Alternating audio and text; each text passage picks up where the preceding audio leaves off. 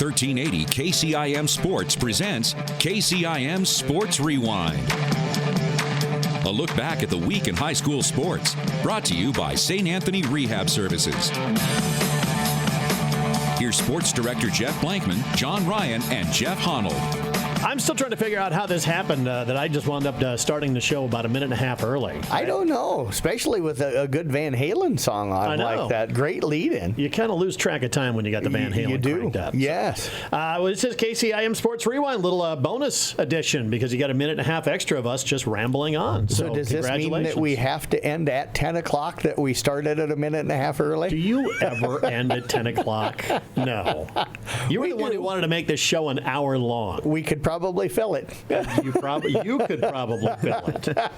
So, let's start with this one. Let's start with, how about a great birthday today? Jeff Storiahan's birthday today. I mean, the guy does a ton of great stuff and takes all those great photos for us. So, happy birthday, Jeff. You are 58 years old today, and you were today years old when I actually figured out how to spell your name. I literally have spelled it like 20 different ways over the last 15 ye's that I've known him. But today I was like, how do you spell his name, by the way? Storiahan. Did Sherry or somebody call in, or did you see it on Facebook? I saw it on his Facebook page. Okay. Yeah. It's like Store Johan. Yes. I mean, it sounds simple, but I don't know. It took me all 58 years of his life to figure out how to do it. Didn't you like the photos that Sherry put out on Facebook of I did not see those. You did not? No, I just got a notification that it was his birthday. Okay, yeah. Sherry had some good photos. He was trying on some show choir gear this last weekend. The way it looked in the picture, it looked like 1950s show choir gear that, there are just some things you can't unsee, and I don't think I need that running through my head. Casey Miner's here with us once again, fresh off that visit from over to Iowa City. How'd you enjoy that the other night? Oh, it was crazy. It was exciting. That game was exciting? Oh, yes, it was. Cade McNamara gets hurt, and you think the game's done with. Deacon Hill comes in, and I don't think I've ever seen a defensive player at Iowa change a game the way Cooper DeJean did Saturday night. That was crazy. That kid's amazing. Yeah. I mean, you've seen him in high school, and they knew to get to see him all the time, but you just knew this kid was special. Yeah, I was hoping he was going to head west instead of east, but lucky for the Hawkeyes, they were able to get him. But, it might have been exciting after he took over late in the game, but that was really ugly football for 3.5 quarters. Well, I mean, he gets an interception, you go down and score, you build momentum, and then all of a sudden, you get a defensive stop. And I don't know if it was something in the air, but right before he returned the punt return, I just got like this feeling, that something exciting was going to happen, and all of a sudden he takes it back to the house, and I mean, Kinnick goes crazy. Well, how in that part of the game do you kick to him? In the middle of the field. That's if you're going to kick to him, pin him on a sideline or something. Kick it where he's got a drive kick that's easily returnable. Yeah, just absolutely. This is why Michigan State is Michigan State. Yeah, agreed. Agreed. Yeah, that was as soon as they punted that one, I'm like, oh, it's in the middle of the field. It's gone. I turned the TV off. I didn't even see him score because I couldn't stomach to watch it. You know what I did? Halfway through the Iowa State game, my wife and I turned over to watch The Golden Bachelor.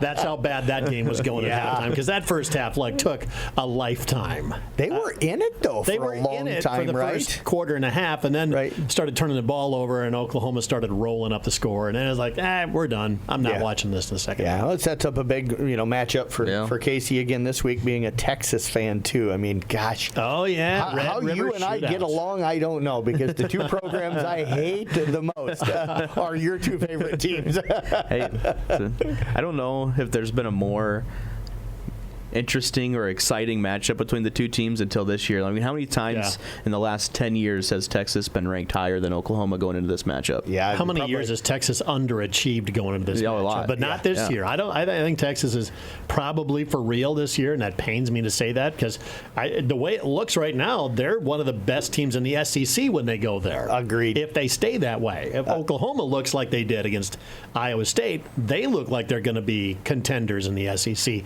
Otherwise, if you'd asked me a year ago, I thought, they'll be also Rans. Yeah. big deal. You're an Iowa State fan, so I got to ask you this. Who is the Big 12 rooting for in this one? Because they're both leaving you at the end of the year. They're both hated right now by everybody else in the Big 12. So who's the Big 12 rooting for? Yeah, there's nobody. There's nobody that's even going to pay attention to this ugly game. tie? Yeah. I was like, these are the two teams that are going to wind up in the Big 12 championship game. Probably. They're both the teams that are leaving. Yes. That's the way it looks right now. I mean, as a Texas fan, we always slip up. I will not. I take it one game at a time. I will not believe that we are back. Like, I shouldn't say that. I would not believe that we will be contending for anything until we're playing a national championship game. Right. You know, I can't do it.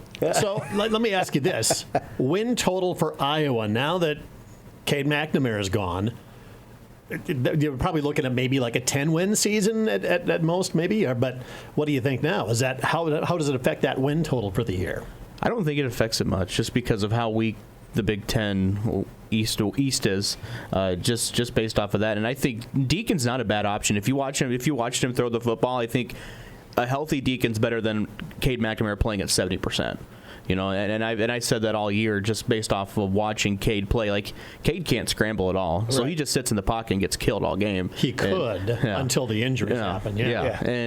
And I think Deacon with now, I mean, it's a 250-pound quarterback you're throwing back there. But yeah, just watching Deacon play on Saturday, I think Iowa will be fine. You know, is he going to be as good as Cade? Probably not. But I think that if Iowa can get pieces back, because we were even banged up against Michigan State, we were on like our fourth-string running back against Michigan State. So I think if you can get pieces back, then Iowa should still be good. They still have that defense, and they still have the special teams. That's how they win football games. I said it last week. That's how they won that game. I said it last week before the Michigan State game and before Cade got hurt. They will be favored and should win every game the rest of the way, besides maybe the Wisconsin game. Yeah, they got to go to Madison. Yeah, and you know, I know as a Nebraska fan, I've got to hope that, you know, the way we played on Saturday was just because we were playing a truly elite team in Michigan, and I still look at our schedule and think that we could win a lot of more games too. We're not very good, but we could win a lot of games, and I think the Iowa game being at home could be a game that we could get. But I still say Iowa's going to be favored to win. I don't know. Every game besides the Wisconsin game the rest of the way. I don't know if Iowa's going to change their offense. They won't. One single little bit. No, they won't. It's a different quarterback, different skill sets. You got a kid, like I said, 250 pounds, like Dante Culpepper for the Vikings. You know, he was never really a big runner either. You think, the kid's a tank. He can just take if you want. I don't think they changed their offense, so I don't know how much better their offense can even be for the rest of the year. Yeah. And as long as they don't lose a bunch of guys defensively and their defense plays well, and I won't get into it again, the Big Ten, besides those three out east, is not very good. It's a bunch of average to below average teams. There's a cluster of them. I mean, anybody could beat anybody out of that, but I said it earlier, and I meant it. That was bad football for 3.5 quarters. Mm-hmm. Whoever wins the East is just going to go out and get slaughtered in Indianapolis. Yeah. Yep. It's not going to be pretty. No. It's not. But I'll throw in this football note. My USD Coyotes go up to the Fargo Dome and knock off number 2 NDSU and looked good doing it. They took it to North Dakota State. In the first half, they were up 21-3. They knew NDSU was going to make a run of them in the second half. 24-19 the final. USD hasn't beaten North Dakota State in a long time.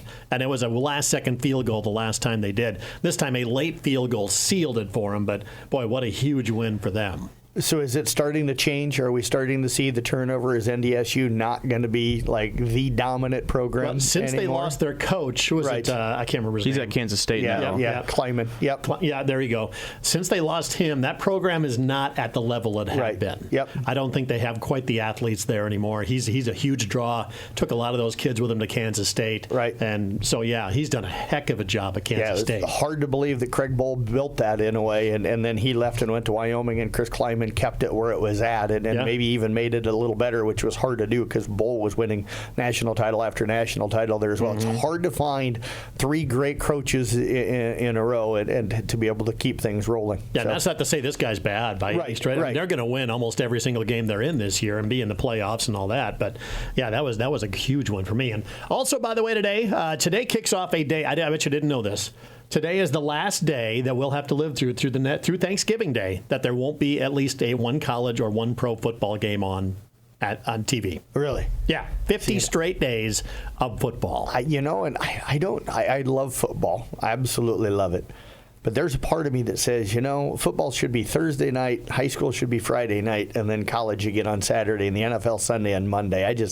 Football on Tuesday and Wednesday nights, I don't know if I like that. There are other sports, and I'm not saying you don't have to be really hard up to watch some of these matchups, because it's like Casey's over here shaking his head. He's excited. Some of the lower tier bowl games that aren't worth watching. I'm not going to watch any of the games that are on Tuesday and Wednesday, but some of those Thursday, especially Thursday night football, I watch it almost every week. Yeah, so. Absolutely. Yeah, I don't have a problem with Thursday. It was Thursday back when I was a kid, but Thursday, Friday, Saturday, Sunday, Monday, I'm good with. I just don't know if I'm really good with the Tuesday, Wednesday stuff. But how much baseball playoffs are you going to watch? As much as I can. I'm not home a whole lot, but like if I'm in the office at the house working, I'll kick a game on and kind of have it on in the background. I watch that over I will Tuesday and Wednesday night football. That's for sure. I'm a sports guy. I'm not. There's a lot of people out there that are just football fans. I'm a sports fan. I watch women's bowling. Anytime Nebraska women's bowling team's on, I'll watch it. So,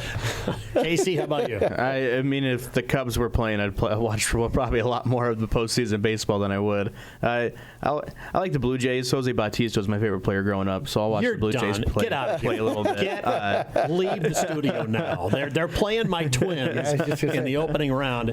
We are 0-18, 0 for the last 18 playoff games. I mean, statistically, that's just unbelievable. Impossible, almost near impossible to do, but they have. So hopefully, last time the Twins won the World Series, 1991, which Nathan Cohns had to tell me he was not even born then.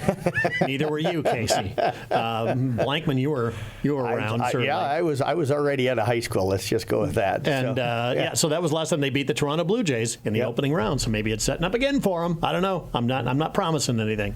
So let me ask you, how many games of the Major League playoffs will you not watch?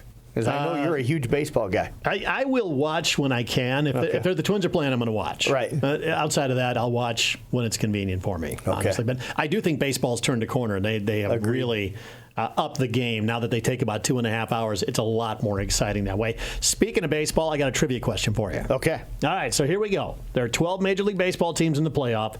Name the 3 that have never won a World Series. Out of the 12 that made the playoffs this year, the 3 that have never won a World Series. We'll get that answer coming up later on in the program. So, all right, we've already gone about 10 minutes blathering on about this stuff. So we talked Jeff Story-Ahan, we talked the USD Coyotes, we talked baseball, all that stuff. Better talk about high school football. Yes. Kemper just rolling right now. Yeah, absolutely, and moved up in the rankings and deservingly so with the way they're playing. And I don't think anybody's surprised that they won. I don't think anybody's surprised maybe that they even won handily. I don't know if anybody saw 61-7 though on Friday night. Casey, this group of athletes right now, they're just out athleticing everybody on the field, and their defense is a swarm. They gang tackle on every play. Yeah, I think you look at a lot of kids play multiple sports, and we talk about, coaches want to see kids that play, 3-4 sports, and a lot of these kids are kids that made a state tournament in basketball. A lot of these kids run track. A lot of these kids play soccer. A lot of these kids, play baseball too. So I think just the experience that they're getting playing other sports. You look at a kid like Brock Bading, never played varsity football in his life, but he is having a fantastic season for Kemper. But I think that's the varsity basketball that helped him get ready to play, varsity sports. So other sports help a lot of these kids play, and they're showing on the football field right now. That's where you see programs. I mean, they're doing really well. They're big physical teams in football. That is not Kemper. No. They're not big physical, and they're not huge across the offensive or defensive line. These guys are just doing it with athletes. Yeah, absolutely, and they are absolutely loaded with them, and they've done it in a way.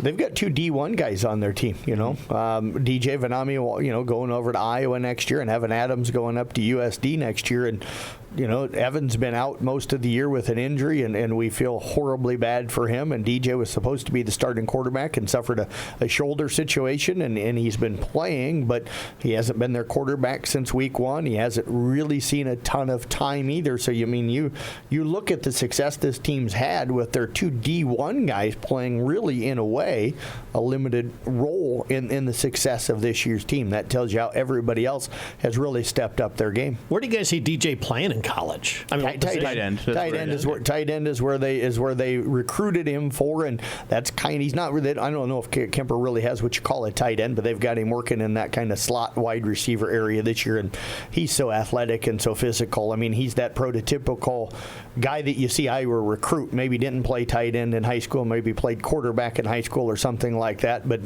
you just put him at tight end and bulk him up just a little bit, and he's so athletic that he's going to go over there and have a good career. Yeah, just an athlete. Yeah, just like you said, an athlete. That translates well. What are the other headlines coming out of this last week that got your attention? I've got to say Audubon topping Glidden Ralston in what we considered probably the district championship game. I know there's still a couple of district games left, and stuff, but if you're Audubon, you got to feel like if you go out and take care of business, that you're gonna be that top seed in the district, and I think you're going to be in good shape. And their schedule isn't overbearing the rest of the way. They play Collins, Maxwell, and then Baxter. Collins struggling down at the bottom of the district, and Baxter right now sitting kind of in the middle of the pack, so they've got to feel really good. Casey, you called that game on Friday night. What stood out for you? I think Audubon looks really good. When I talked to Coach Burks, and he was on the New Adder Group Scoreboard show, he said that this is the first game we've played complete football. Right. He said, in past weeks it's been our offense, it's been our defense, that we haven't got them, the offense, defense, and special teams to play together. And I think that was the first game that they probably had both of them playing together, and I think Audubon's going to be a tough out in the 8-man playoffs. Yeah, as soon as Evan Alt got rolling for them, because we knew what you were going to get from Aaron Olson, you saw that from him in the run game. Now they've got two guys, plus they can throw the football some. They've got two really good tight ends, and their defense is going to be salty and solid. They're going to be really strong, but I don't think you can count Glidden Ralston out either. I think Glidden Ralston's got a chance. They're sitting in second in the district right now. They'll close out with Coon Rapids Bayard this weekend, which is not going to be easy, the rivalry game, and we'll have that with Tom Hawkap on the broadcast coming up Friday night.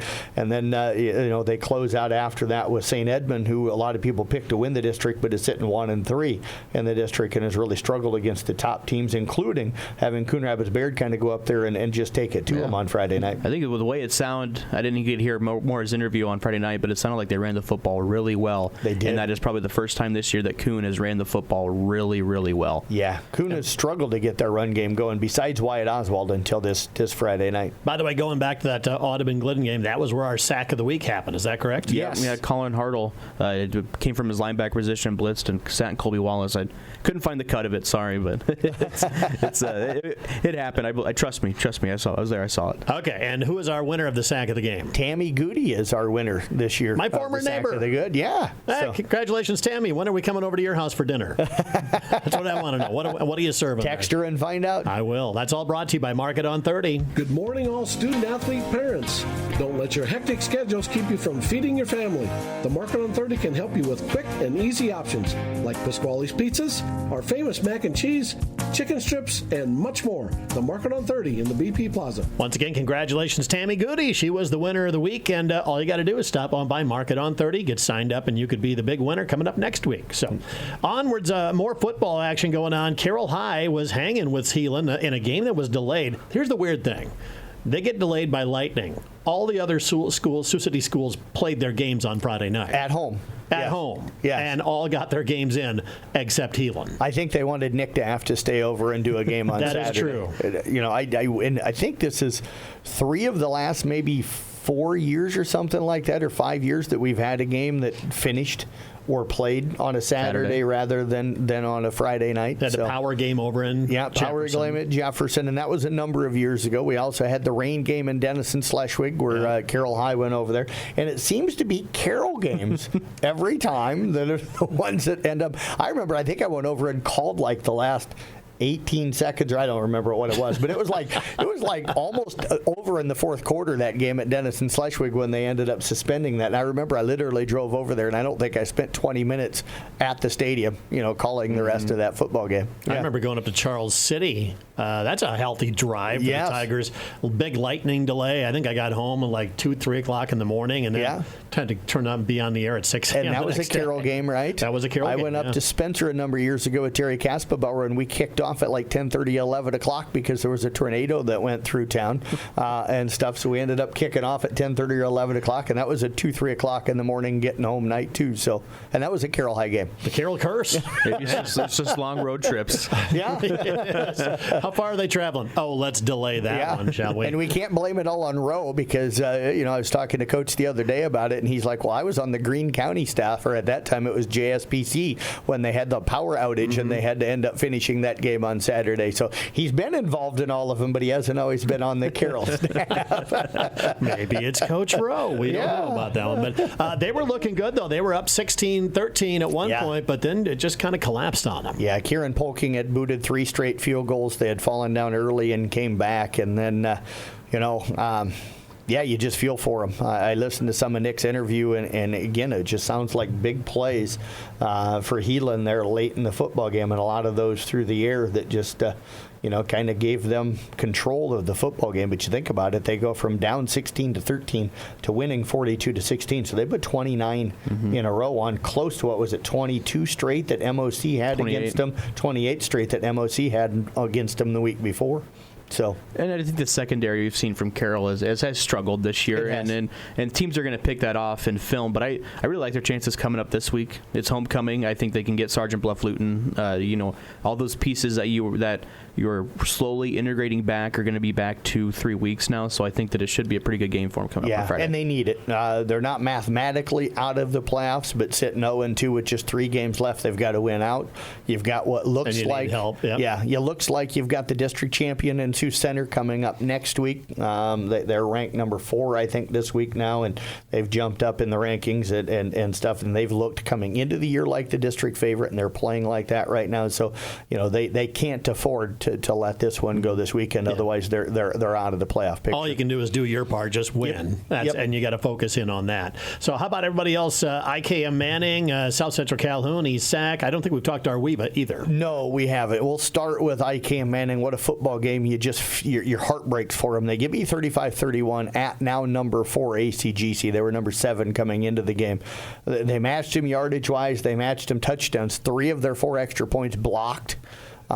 Difference in the game was the points that they were not able to score after the touchdowns. I was hoping people would understand what my headline kind of said on the Facebook and Twitter page the other day, but I'm like, they 4 times they were held to 6 points on their touchdowns, and they end up losing 35-31. They Ouch. So those are killers. But you sit here and you're like, you just played against the number 4 ranked team in the state, and you were able to be right in the game. Now they wrap up their district schedule coming up Friday night. They're playing Southwest Valley, which should be a game they win. Southwest Valley's been bunged up a little bit this year, but sitting 0-4 in the district. But then they need a little bit of help. It's interesting because they lost to Panorama, but then Panorama beat Earlham, they beat Panorama. Panorama then beat Earlham, who beat IKM Manning. So there's the possibility that you get a 3-way tie for 3rd and 4th place, and only the top 4 make the playoffs. So, and then tell me we're going to have a coin flip a la Friday Night Lights. Yeah, no, because it looks like it'll come down to the point differential thing possibly, and IKM Manning. They've almost, besides South Central Calhoun, all of their games have been decided by a touchdown or less. So their wins, they haven't been blowing people out, but they haven't been getting blown out either, and stuff where everybody, both Panorama and Earlham, their point differential is higher right now than what IKM Manning is. So they really need South Central Calhoun to beat Panorama, and then they need somebody in week number 8 to knock off Panorama as well. I think it's crazy to look at. Besides that South Central Calhoun game, IKM Manning could very well only have 1 loss in the season if things go different ways. So this is a really talented football team, and it's going to be hard for them to get the playoffs if there is a 3-way tie. But it'd be great to see them in the playoffs as well, because this is a team that could make a quiet run. And this is where I don't envy the association. I'm not sitting here saying that they're doing anything bad, but districts are not built the same. There's 5 teams in this district that deserve to be in the playoffs, and then there are districts out there where there probably isn't 1 team that deserves to get into the playoffs. I don't have the answer, so I'm not sitting here saying that I know the right way to do this.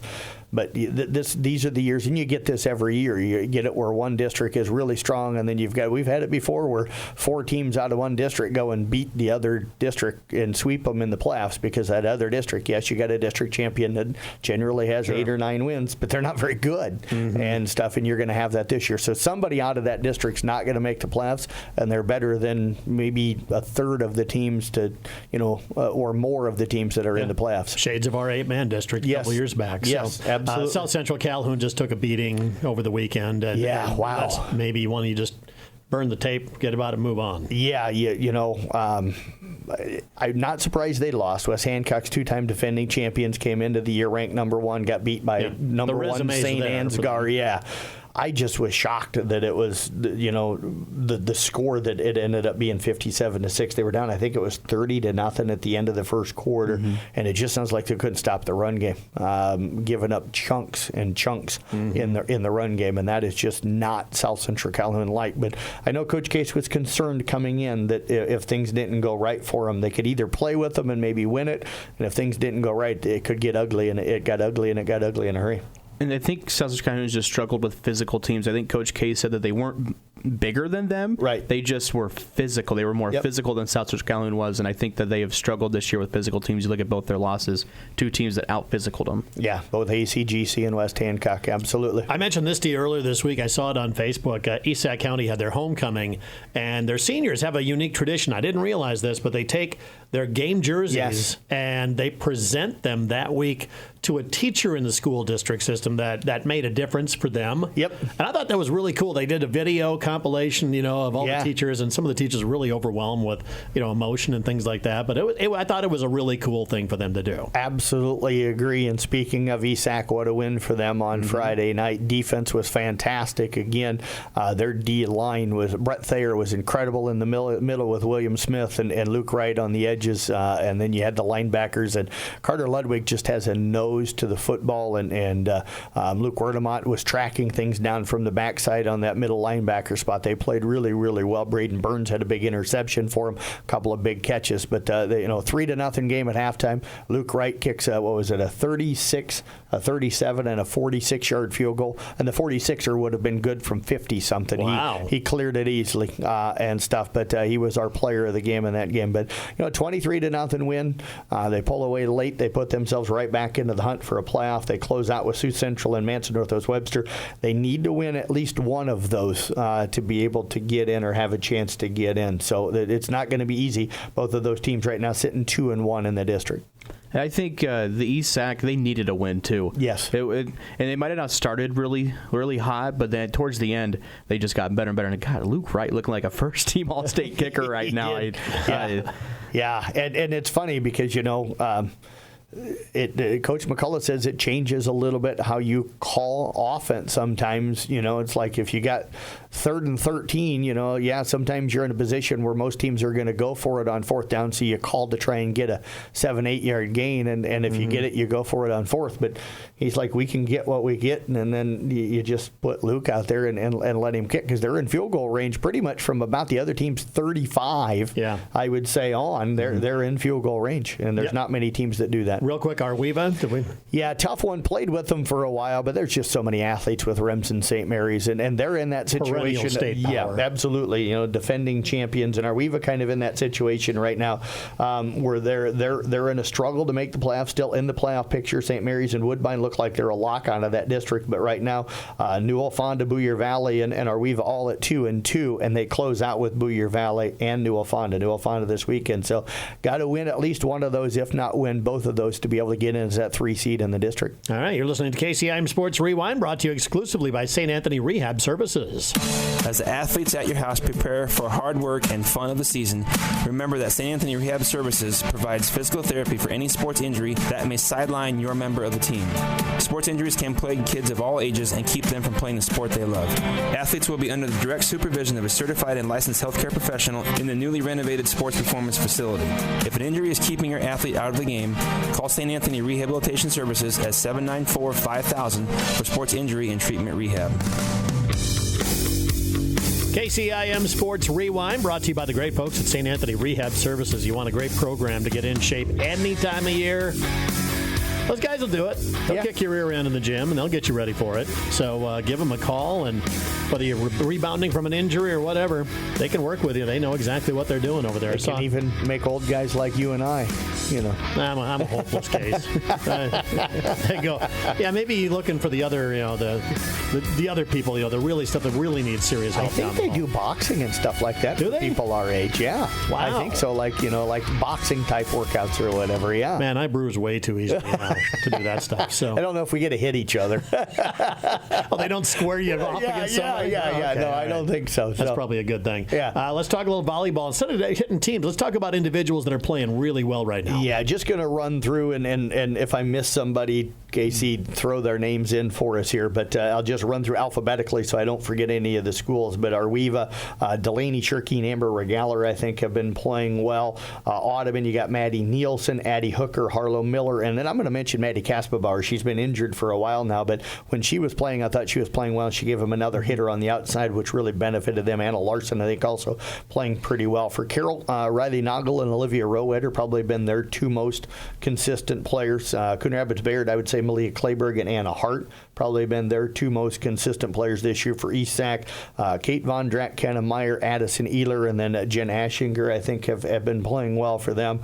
Glenn Ralston, kind of a host of them. They're sitting 22-3 on the year. Lauren Clucky, Lauren Holzing, Addie Bell, Tyler Jansen, Summer Toms, and Cassidy Wink all have played well for them this year. ICAM Manning, Megan Williams, their leading hitter. Carly Arp moving into that setter role. Ella Richards also as a setter playing well for them. And Grace Carroll, I think, has done a nice job in the back row. Kemper, you can almost name the whole team here. Casey Peter, Franny Glenn, Kaylee Simons, Brianna Whitrock, Elsa Tiefenthaler, Carson Overmole, Aubrey Houghton, all, I think, playing well for them right now. And then South Central Calhoun, Brenna McAllister, J.C. Gravy, Amber Holloman, and Nora Redazel, really the ones that, and Molly Monahan also kind of jumping off the board. She's done a really nice job, especially defensively there in the middle at the net. So remind me, playoffs starting. And Grace Cullum from Peyton Sheridan. Don't want to forget about PC as well. You can always add to that list. Yes. Now, playoffs, remind us, they're coming up real fast. Yeah. They are. Playoff pairings are supposed to be released later this week. I just double-checked the Girls Union's website last night, and it said that it will be coming out this week sometime, which generally means Thursday night at 5 o'clock and stuff, or shortly before 5 o'clock. Hopefully it won't be that late because we're only about 2 weeks away from the postseason getting underway. So I think that October the 10th week is pretty much the last week of the regular season, and then we start the postseason. So crazy how fast that's going to be going. Of course, I remember coming back from playoff volleyball matchups, listening to the World Series and stuff on the air. Yeah. So that's by the time that all wraps up, the World Series will be too. Speaking of that kind of stuff, I remember calling a game at the Dome one year, and when I got done, I streamed you calling a Carroll girls basketball game over at Denison Schleswig. Yeah, like 2 hours later. Yeah. That's when that started. There was no gap in there. Yeah. So you got any cross-country swimming news going on? Yeah, I just want to definitely mention cross-country here real quick. ESAC boys continue their dominance. Won again, over the weekend up at Pocahontas. Had the top three runners. Scored a team total of 13 points. So that tells you that with 5 guys scoring, that pretty much all of those guys were in the top 10. That tells you how good they're running right now. And Parker Engel won again. Steph Beinswinger ran well last night for Audubon's girls. Lane Sams is running well for the ICAM Manning boys. Chloe Judish has been a little banged up, but running really well for South Central Calhoun. Reg Potts over on the boys side of things. And then you can't forget about the Kemper kids either. Ryan North, Jacob Graving having outstanding years, and Marie Day over on the girls side of things has been running really well. And I hope I haven't forgot Reagan Garrison down at ICAM Manning running really well for them on the girls side as well. Yeah, I think that's pretty much everybody. Yeah. I mean, it's interesting with the boys. We have really good boys teams, and then the girls we just have really good individual runners. So Arweva, only one girl running, but and one boy running, but they haven't been too bad at their tournaments. I think they're only running like weekends. There's little tournaments in the weeks. So now when do we get to districts for like cross country and things like that? About a week and a half or so away from that. So about the same. Yeah. Okay. So postseason begins today in baseball. Our trivia question was: out of the 12 teams that are in the playoffs right now, only 3 have not won World Series titles before. My Twins have won 2. Right. So we put them out. Tampa Bay. The Tampa Bay Rays are one. That is correct. Wow, I got to think. I have to run through the teams that have won it. Arizona won one. Yeah, that was back in 2001, if I remember right. Who cares? Yeah. Well, it was the Kurt Schilling. It was the 9/11 year because they were playing the Yankees and stuff, and that's why that one always kind of rings a bell to me. Yankees are okay in my book. Yeah. Orioles. No, Orioles have won one. Yeah. Orioles back in the 70s, way before. Yeah, way before your time. Yeah, I wouldn't know. Earl Weaver, that doesn't mean anything to you? Yeah, I'm trying to remember who's all gotten into the playoffs. You're going to kill it. Okay, one National League Texas team. Rangers. Texas Rangers. Yeah. That's two. There's the two American League teams. One National League team in it this year has never won the World Series. Well, I'd say Colorado, but they're not in it. No. They're third worst record in baseball this year. Yeah. Philadelphia? You're going to keep. No, Philly won it. Wow. Miami's won one, right? Miami's won one. Yeah. Atlanta's won one.